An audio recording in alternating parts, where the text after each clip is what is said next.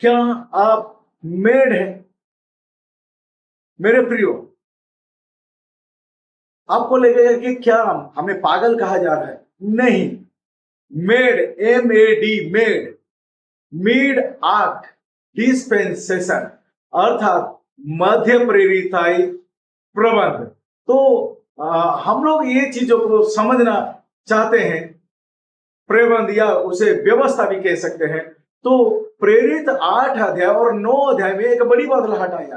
प्रेरित 8 अध्याय तक व्यवस्था चलते आ रहा और प्रेरित 9 अध्याय से अनुग्रह चालू हुआ। प्रेरित 8 अध्याय तक किंगडम का सुसमाचार, स्वर्ग राज्य का सुसमाचार था, पर प्रेरित 9 से अनुग्रह का सुसमाचार चालू हुआ। प्रेरित 8 अध्याय तक भविष्यवाणी की सेविकाई चल रहा था। प्रेरित 9 से वो भेद के सुसमाचार चलना चालू हो गया, भेद रहस्य का समय होना चालू हो गया। फिर हम लोग देखते हैं प्रेरित 8 अध्याय तक प्रभु यीशु का धरती का सेविकाई था। 9 अध्याय से स्वर्गीय सेविकाई आरंभ होता है।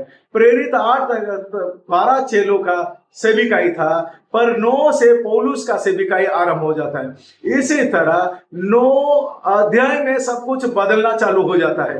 तो मैं आपको ये बताना चाहता हूं कि प्रेरित 2 अध्याय में कोई भी प्रकार का परिवर्तन नहीं, बल्कि पूर्वजों से जो भविष्यवाणी, जोएल भविष्यवक्ता के द्वारा जो भविष्यवाणी, वो भविष्यवाणी पूरा होता है और वहां पर केवल यहूदी इजरायली लोग जमा हुए होते हैं।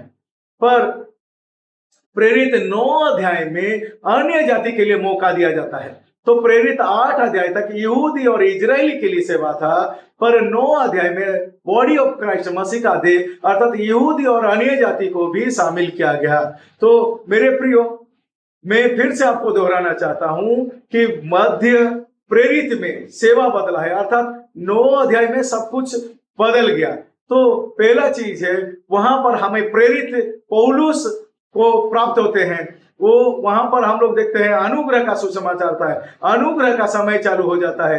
तो वहां पर हम लोग देखते हैं भेद चालू हो जाता है, स्वर्गीय सेवा चालू होता है और मसीह का देह अर्थात अन्य जाति को मौका मिलता है। तो ये समय को अर्थात अनुग्रह का समय को छोड़ देने से और अन्य जाति के लिए बाइबल में कहीं पर स्थान नहीं है। तो मेरे प्रियो, ये बात मैं आपको संक्षिप्त में बताया।